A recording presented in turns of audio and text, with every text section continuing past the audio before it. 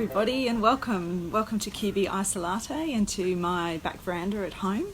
My name is Zara Gomes and I'm the Head of Performance Health at Queensland Ballet. QBisolatte is all about getting to know our QB family and the performing arts when we're all staying at home and in isolation. So today we're going to have a really great chat and expose you to some behind the scenes insights with Queensland Ballet. So please grab your coffee or latte, and I'm going to see if I can get our head massage therapist, Pedro Alcobio, on the line. Let's see. Hello. Hello, Zara. Hi, Pedro. How are you? Yeah, I'm very well. Yourself? Yeah, good. Good. Thank you. Good. Got your coffee ready I to got my chat? coffee. Do you have your Excellent. coffee? I do. Actually, I've got tea. I have to admit, I'm a tea person. So, but it doesn't quite have the same ring as QBisolatte. So I'll just secretly have my Keep going tea. with it. What's going on? Yeah. Well, I'm really glad that this is working because I'm a bit of a rookie with Instagram, but it seems like we're on, so that's great. I thought maybe we should start off with introducing ourselves a bit because we know each other really well because we've worked together for years, but lots of people out there don't know us at all. So would you like to start? Do you want to tell us a little bit about where you've come from and how you came to work with Queensland Ballet? Yep. So, hi everyone. My name is Pedro. So I'm the head massage therapist for Queensland Ballet since maybe 2010, right? We always have this discussion. I think since 2010. So it's been a while. So the old manager during Swan Lake tour was noticing that the dancers were getting a bit tired, so she decided to hire a few massage therapists just to make sure that the dancers get enough recovery. And that was a while ago. I remember that I had to treat Lisa and Rachel and Claire and Christian, and even not knowing too much about ballet back then, I was so nervous because the manager straight away just said that they're the principal dancers and we need to make sure that they're well taken care and put the pressure straight away on me. But yeah, so far it's been 10 years. And I love every moment. It's been a journey. It's been a really amazing journey. So, and now, 9.5 years on, we've got 60 dancers. So it has indeed, it's been a journey, hasn't it? It's a huge increase in that time. And when we started, I literally had no space, no equipment. So we had to adapt very, very quickly and build up our team, which I think we've done really well. I think we've got a really amazing health team now to look after the dancers. I agree. Yeah. So, and I should say I'm a dance physio, so I was probably a little more familiar with treating dancers than Pedro, maybe at the start. I'd worked with a number of different dance, ballet and contemporary dance companies in the UK and Australia and in Europe as well before I started with QB. So I had a bit of an idea of how health teams run in other companies and how I thought it would work really, really well for Queensland Ballet. And so we basically just built up our team so that now we've got, a number of part-time company physiotherapists and massage therapists, a Pilates instructor, a strength and conditioning trainer, as well as visiting professionals like sports dietitians and performance psychologists. And and we send dancers out to our specialist doctors who now have a pretty good understanding of ballet and the workload and everything. So it has been a really big journey. So Pedro and I, we've known each other for a long time. It is pretty amazing to see where we started to where we are now. Like, you should feel proud of that, don't you think? Like from jumping from studio to studio because dance classes needed that studio, so I had to pack the bags, and same thing with you.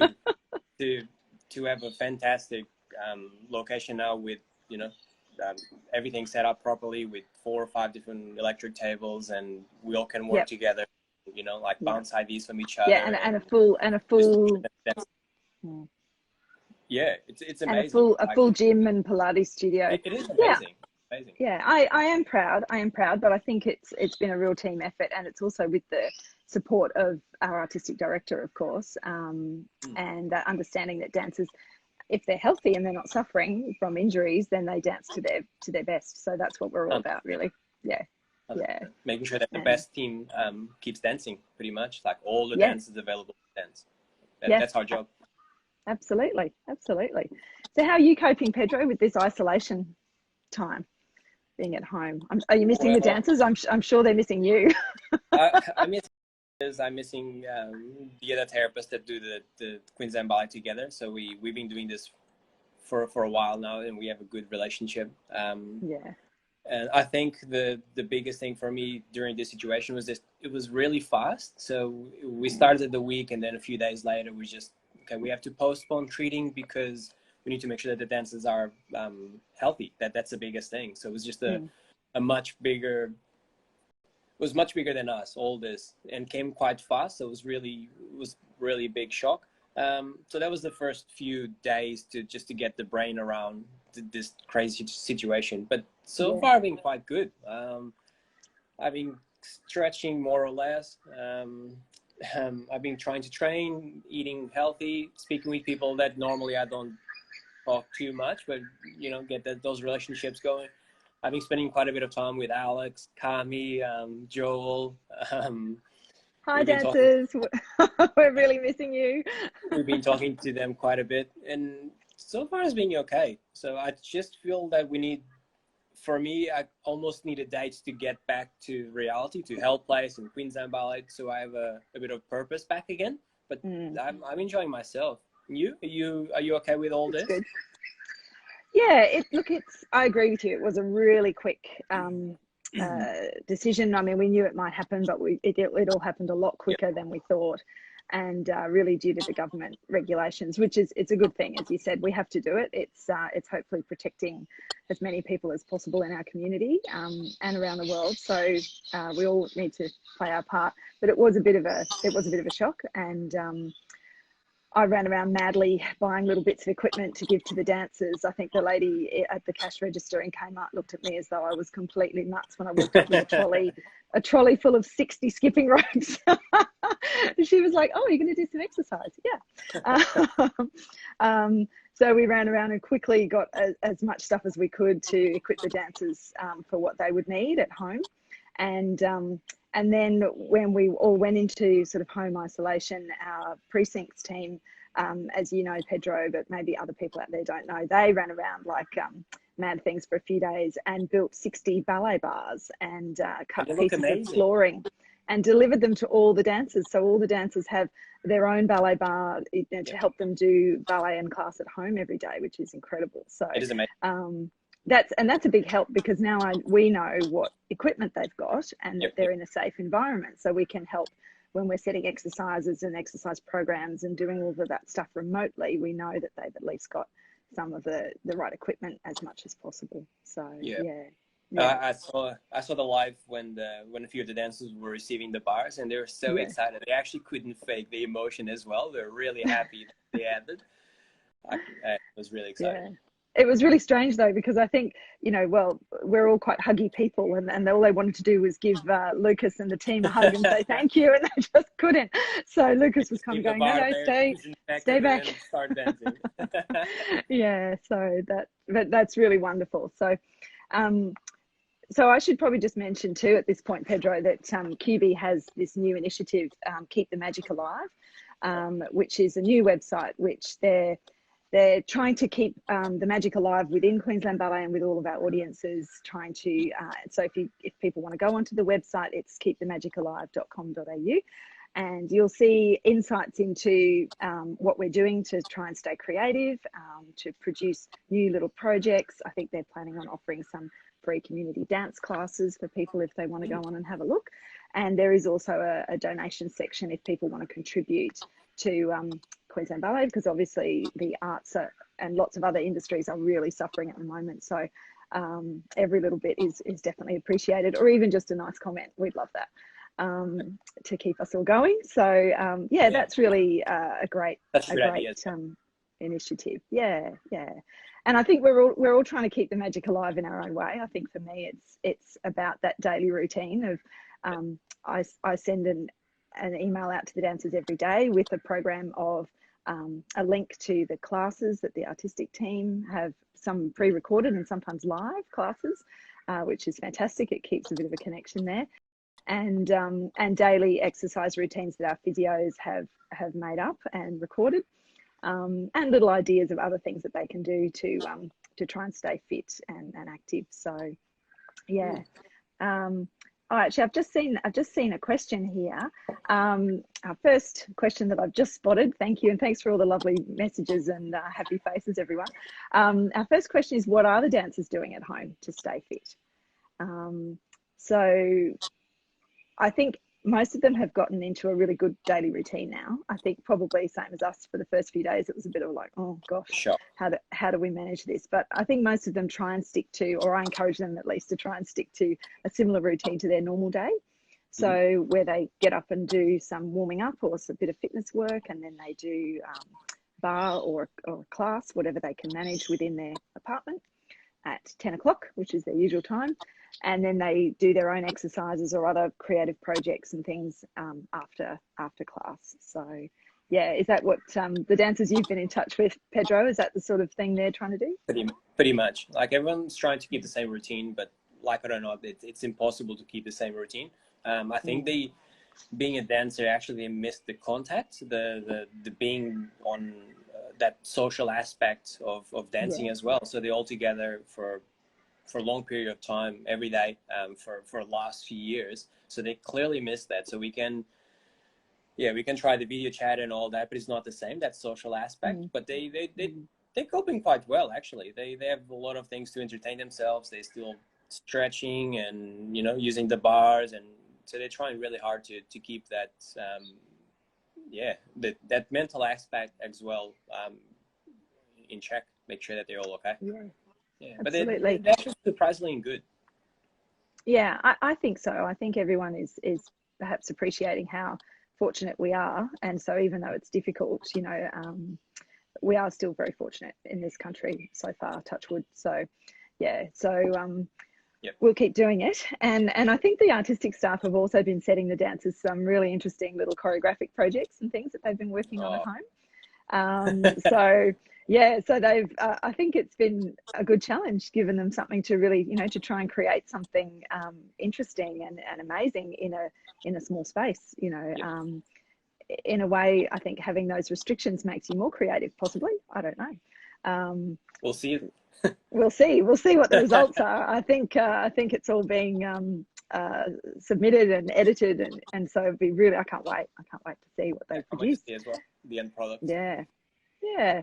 Now, Pedro, I had a question here. How does massage help dancers, and also do all dancers like massage?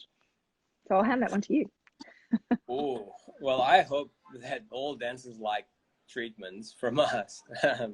Now, let's start. Yes, so the dancers really appreciate what we do. So massage plays a big part of on keeping the dancers injury free. So we, as you spoke before, we have a big team working now. So it's not just a massage therapist. We get a weekly report from the physio people, yourself included, every week. So we know exactly what we have to do the following week. We can ask questions as well. So we try to make sure that massage is just a part of the recovery or injury prevention or just well-being, to be quite honest. So on that aspect, I think they really, really enjoy it because they know the benefit. So a few of them might not enjoy the 30 minutes of pain sometimes. That At the time. Them. Yes, that 30 minutes sometimes is not pleasant. But I think in the end, they really appreciate what we're trying to do.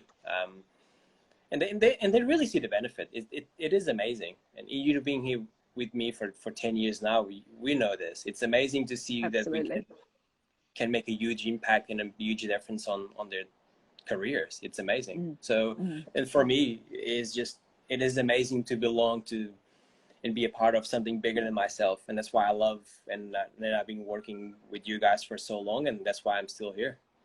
So yeah. Absolutely. And I think our as our team's grown too, Pedro, we've moved a lot more towards prevention, haven't we? So, at the start, it was just trying to keep people held together, and there were some quite, serious injuries and things because they hadn't had a lot of healthcare.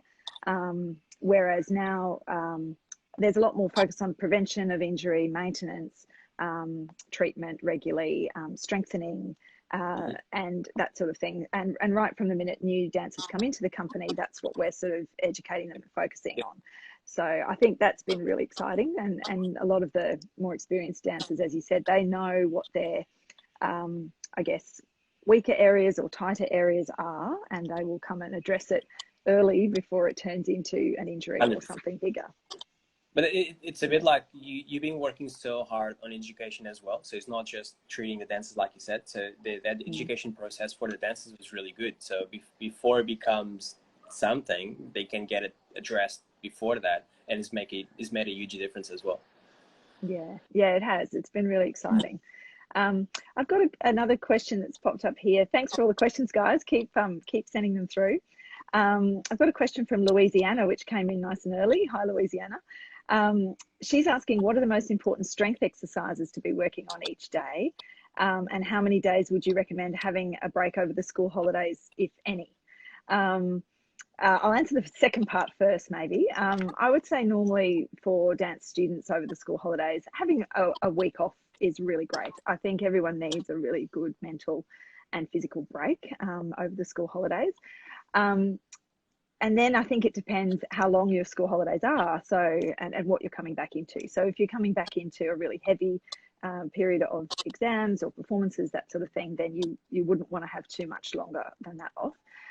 In this situation at the moment, because we're currently in school holidays here in Queensland for people overseas who might be watching,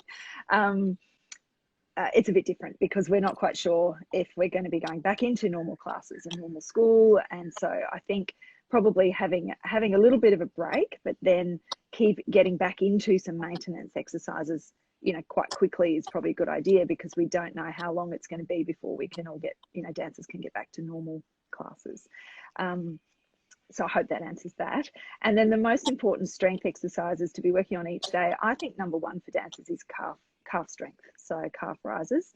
And our dancers love doing their calf rises every day, absolutely. Don't laugh, Pedro, come on. And it depends on the person's age. So if it's a younger student, we'd be looking for maybe 15 to 20 continuous calf rises on each leg. If it's a older student or a professional dancer, we'd be looking at 30 to 35.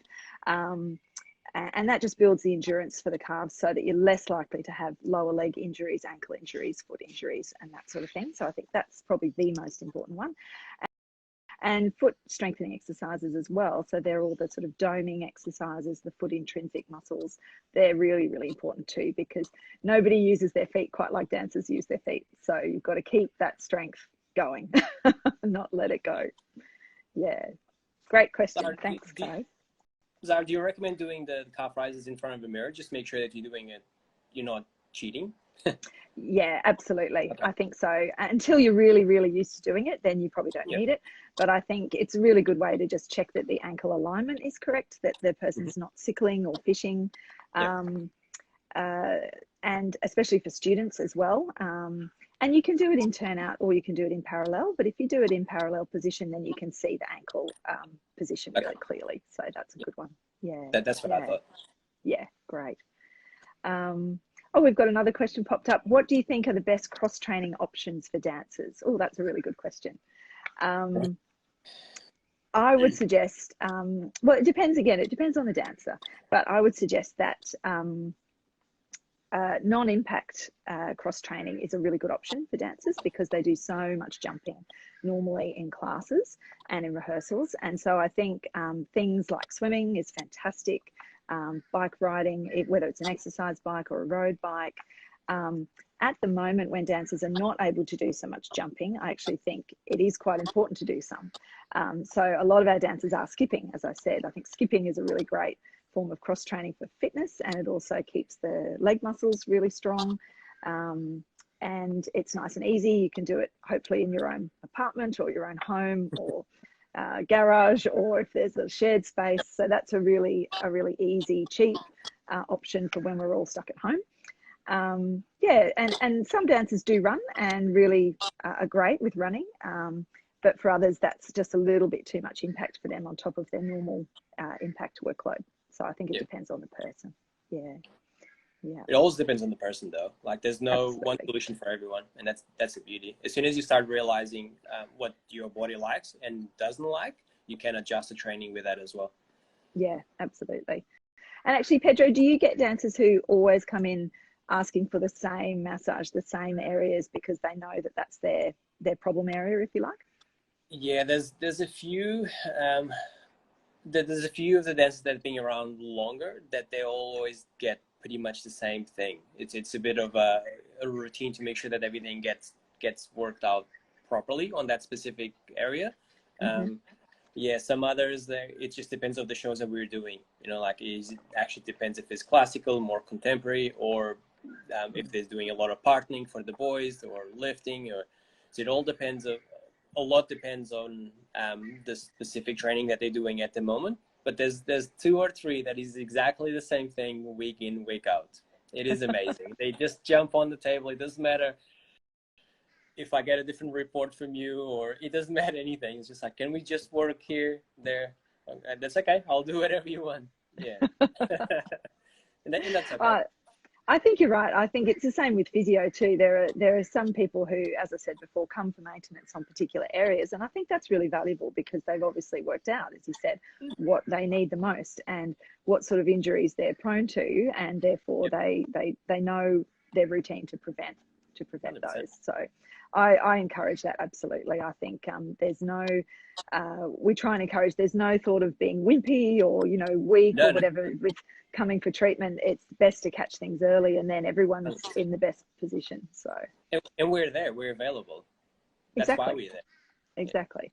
Yeah, and actually that's something else to maybe point out to people is that we're very lucky at Queensland Ballet to have built up this fantastic health team, because it's not necessarily the case with every company in the world. Some companies don't have a lot of healthcare for all sorts of reasons. It might be financial, it might be different beliefs in that company and what they sort of place their priority on. But we believe that the health and well-being is super important. So we're and I think we've seen the results with that. The way that Queensland Ballet is performing, the technique, the standard of the dancers, and that's obviously their training as well.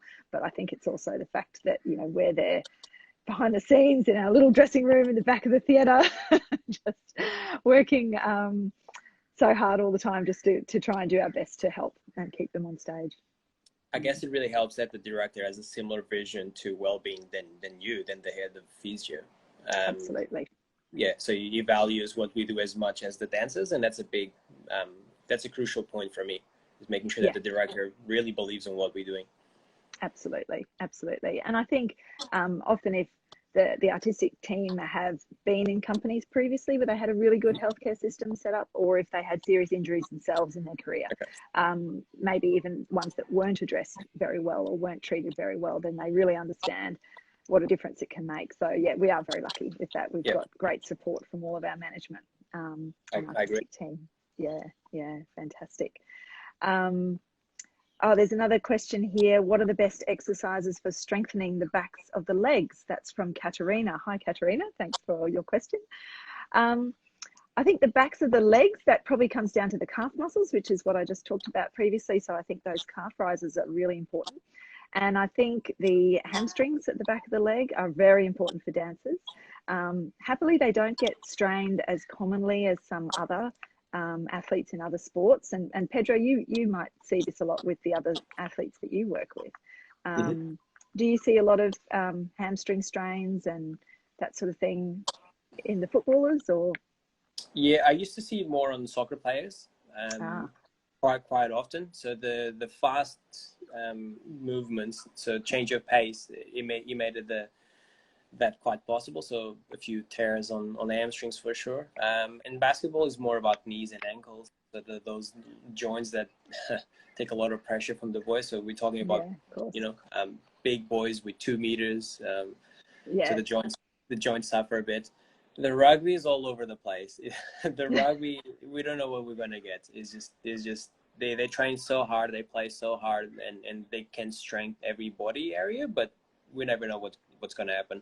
The dances, for me, with hamstring, it is Actually, funny story about the hamstrings.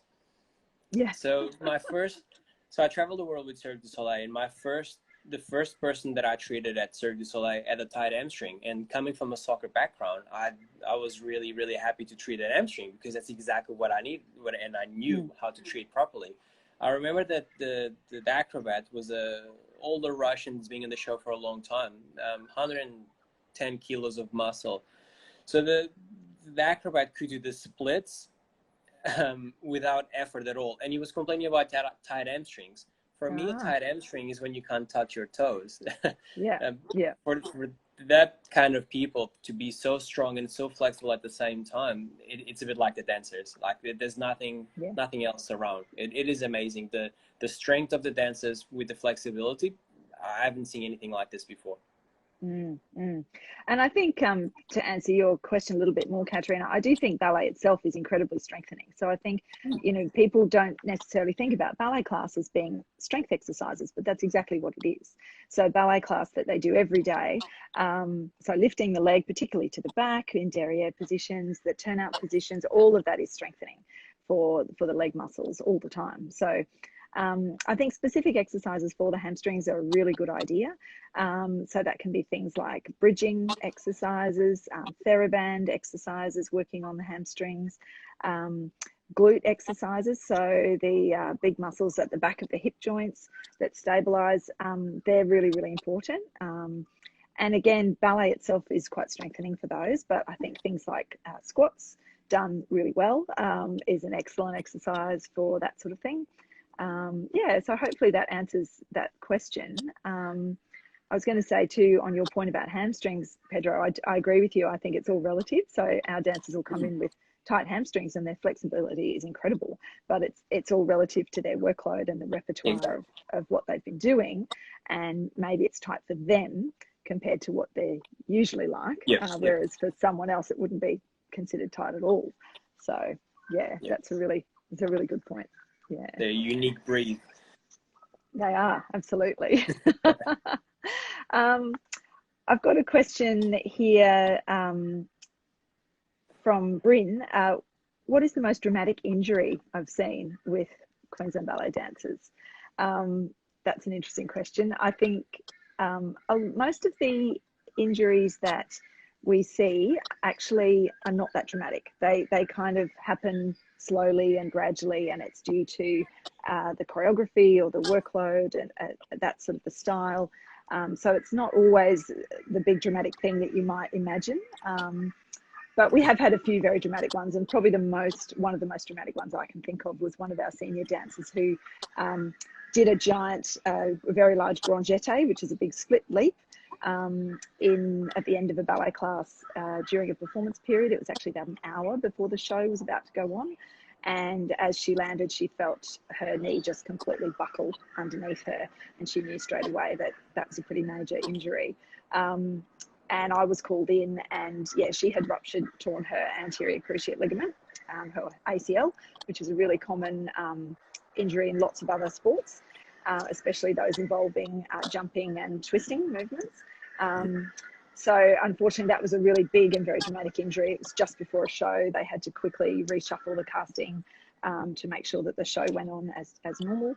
And she had surgery the following week to reconstruct that, and then did a long rehabilitation period to get back to dance, which she did very successfully, I'm happy to say, and came back looking completely amazing. So, but it was a very dramatic injury at the time. Yeah. But they're not always that dramatic. Hopefully, the chance of those really accidental injuries, I mean, they're always there, but if you're strong and you're fit and you're warmed up well, and you're careful with the way that you're learning, especially new choreography, experimental choreography, just, being careful with how you approach it and the repetition, then hopefully, we don't get so many of those big dramatic acute injuries.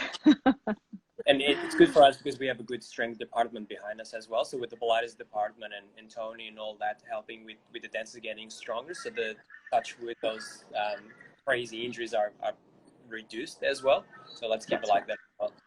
Yeah, absolutely. Yeah, and that's a good point. So our strength and conditioning trainer is an ex-principal dancer from Queensland Ballet. Hi, Tony, missing you. Yeah, our Pilates instructor, Catherine, also has a background in dance. So I think that helps because the dancers know that they understand that what they're setting is directly helpful for what the dancers need, and they understand the changes in the workload and the style and that kind of thing too. So that's really great. Here's another good question from Philippa. Hi, Philippa. Do the physios and massage therapists tour with the company, and how does that work? So Pedro, I might let you get onto that one. Yes. So there's always some a medical person traveling with the company. So it might be a physio for a part of the tour, or might be a massage therapist. It just depends of the workload as well that the dancers are going to put on. If it's a big show, if it's just a few days as well. So it all gets coordinated by the head physio and the artistic team to make sure that the dancers get the best result on that specific tour. Yeah, so there's a few funny stories with that, Zara, from a long time ago when we used to travel together on tour. You heavily pregnant. Do you want to tell that story? I love that story. I'm so sorry. I can't. I think it was Cairns, wasn't it, Pedro? I think we were on tour in North Queensland, up in Cairns, and yeah, I think it was Cairns. I was pretty heavily pregnant, and I had been sort of working as normal and feeling pretty good, but. I think when we go on tour, as Pedro said, we kind of, depending on the schedule of the dancers, we try and sometimes we fly in, fly out. So we might fly in for 2 days because we know that the dancers have a bit more time in those 2 days to have treatment. So when we get there, it's just flat out. So we just work, for maybe 10 hours straight to try and treat as many dancers as we can in that space of time that they're available. So I just kind of planned the tour and the travel as I normally would, and didn't probably take into consideration the fact that I was heavily pregnant. And also I didn't know that we would be working on a solid concrete surface for sort of 10 hours straight. So I started to struggle with my feet and ankles after a few hours. Because I didn't take the right sort of runners or shoes. But yeah, that was a heavy few days, Pedro. I think Pedro was a bit worried I was about to go into labour and he was going to have to do something. You got me worried a few times. Luckily that didn't happen. That would have been an interesting scenario. That'd been a good story though. yeah. But I must say, that was the second child, and she's grown up. She's now 7.5. So that's a while ago, Pedro. Oh, okay. Yeah. But she's grown up sort of in the back of the theatre, and very comfortable with the dancers, knowing them all pretty well. Yep. I think she thinks that it's quite normal for most children to kind of be able to just walk backstage and have a look at the Nutcracker costumes. She just thinks that's really normal, and doesn't everyone do that? So yeah, it's really lovely having that. And QB is like a family. It's lovely having that family relationship. It's really lovely. Yeah. There's a question there, Pedro. Can you see that, or shall I read that one out? Can you read? So there's a question from Lily Pilly. Hi, Lily Pilly. How often do the dancers receive physio and massage treatment? So with the massage, we have, is it 25 hours? I think, 22. Yeah. 22 hours a week. So we have 6 massage therapists working every week on a scheduled system, of course. And then the dancers can book in to see us at least once a week. And of course, myself and the artistic team and Zara here, we can decide if the dancers need more treatment, of course, according to their workload and their training, to make sure that they get the best outcome. That's pretty much it. So they have access to physio every week, and massage as well. Yeah. So massage, I think a lot of dancers are in a really lovely routine now, and they have their therapist who they particularly like. And so they try and attend that on a regular day and have a regular session as just a maintenance thing. Physio is a bit more just book in as you need to. So we have appointments all through the day, and the dancers, depending on their workload and their schedule, they could book in before class, they can book in their lunch break, or if they've got a gap in rehearsals for half an hour, then they can come and book in to physio then. And so that's the benefit of being on site. So, you know, even if they just need 15 minutes of quick bit of treatment, we're right there, and it's very convenient. Most of the massage is held after hours with our company. And Pedro, maybe do you want to explain why that is and how that works? So we trial a few different times in the last, you know, maybe even 4 or 5 years, just to get the best response from the dancers. And after work, it made more sense. So as soon as they finish their work, they just can have a shower and then come straight to us, so they can book in advance and schedule their night time according to their massage day as well, so they can have a life outside of work while still not missing their remedial treatments. So that's the biggest thing for us, to make sure that there's a life outside of work as well, while not missing their routine treatments. So to make sure that they still get treated as well. So that's what we try. We'll try a few different times during the day, but because we're not on site always like the physios, it's a bit different as well. And we didn't want to waste their time and our time as well. So night times work quite well. They all live inside of the same, 2-3 km radius anyway. So they all live around that West End, South Bank area. So it's really easy for them to get to us. And it works fine. So normally we have 2 or 3 therapists at the same night working as well. So if there's any dancers living together, they just book on at the same time, so they come together for their treatments as well, so they can go home at the same time and organize dinners and all that. So it really works well. And I'd say with physio too, we encourage some people, depending on their injury history, if you like, of what they've had, to book in regularly for physio. But for most of them, it's just an as needed sort of situation. I think, the dancers like to have massage at the end of the day, so that they can work out all of that tightness that they've just built up through the day. Whereas physio, it's often a bit more assessment, diagnosis, maybe exercise based. So it's not so important that it's fine to fit in between rehearsals, I think, generally. I just had another great question come through.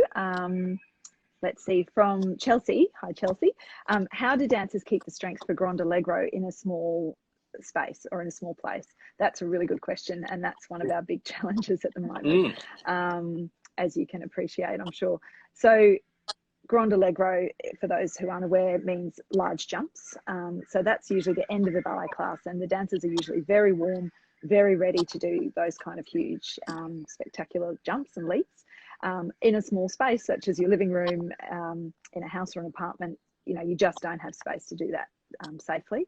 So we're not advising that anyone attempts that, because you'll end up hurting yourself. And I think it is a real challenge. So we're encouraging them to keep going with some sort of jumping and impact activity, even if it's on the spot, even if they put their runners on, so jogging shoes or running shoes on, just for a little bit more cushioning, because that's the other thing, is that in our living rooms, the surface is not ideal. So in a ballet studio, you've got a sprung floor with a tarquette vinyl, which stops you from slipping. Whereas at home you might have wooden floors or tiles, which are either very hard or could be slippery, and so on. So they do have to be very careful of that. Here in Queensland, we're still allowed to go out and exercise outside as an essential part of our day. So along with those restrictions, we can encourage people to go out and do some exercises in a park, or for a run along a running track or something like that. Or, as I said, skipping, but hopefully on not a concrete surface, and wearing good shoes for impact. And really that's the best that we can do at the moment to try and keep that strength for Grand Allegro.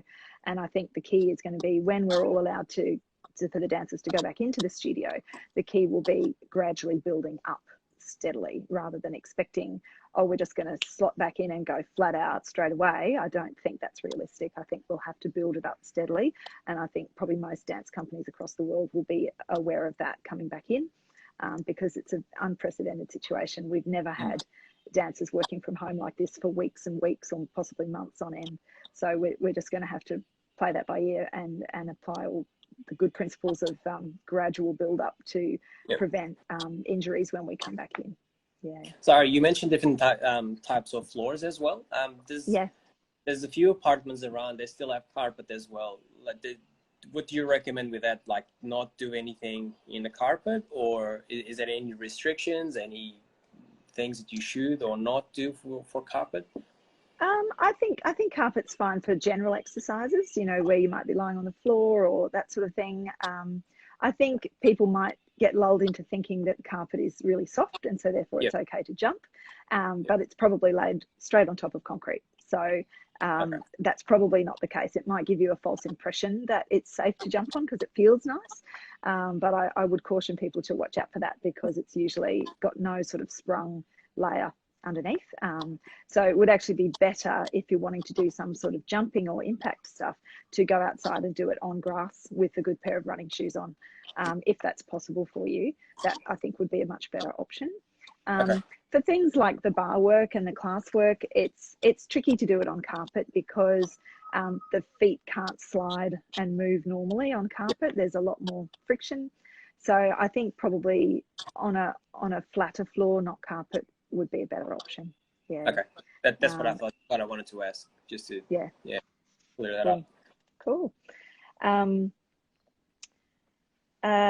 had another question, which somebody asked me privately, not on Instagram, which I thought was a funny one. And this was, do dancers have really ugly feet from point work or just from generally dancing? Do I Pedro, you love feet, Pedro. We all know that you adore treating people with foot issues, and I'm being very sarcastic there. So how about you talk about this one? Zara, come on. Yes, so there's a few ugly feet in the company. Let's face it. But that's part of their job. That's part of who they are anyway. So that's what they are. In regards to me treating feet, it's not like I don't like it. It's not that I look forward for it. You know what I mean, Zara? It's just, I hope I get to treat her feet after class. It's not something that I look forward to. Not your favorite area, let's just say. Yeah, no, not my favorite area. But I'll do it. I always do it. So me is the only one that annoys me all the time on purpose. So she always wants me. Yeah. She always wants feet. Yeah, it really is on purpose. Oh, well, see, I actually really like treating ankles and feet. That's an area that I find really fascinating, because I do think dancers just flog their ankles and feet, and I think they're very underappreciated. I think ankles and feet are quite amazing. So I think it's incredible. You know, for dancers, it's so normal to stand on point, but you know, for anyone who doesn't know much about ballet, it looks so bizarre and so abnormal. So what dancers can do with their feet is really incredible.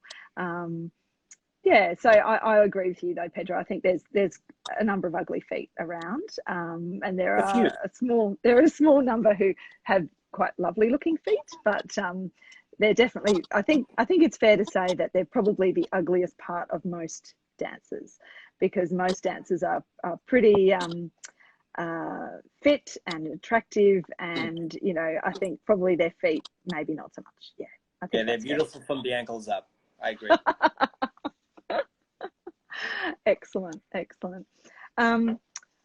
Well, if anyone's got any last few questions, please shoot them through. But I think we might. Can I ask you one? Yeah, sure. Go for it, Pedro. So because of the change of routine, and that happened quite fast as well, we spoke about quite a bit of how to keep fit, how to stretch, and surfaces to work or not work and all that. But we haven't spoke much about mental health. Is there any recommendations that you give to the dancers to make sure that they, you know, like simple tricks that they can keep at home to keep that mental health going as well? As in, like, they're going to be isolated for a period of time. So even if it's just with their plus one or just a roommate or whatever, they're not going to get the same contact. Is there anything that you see or that you tried already for yourself that actually made a huge difference for you, for your mental health, to make sure that you don't go crazy, as in that I need to do something about this?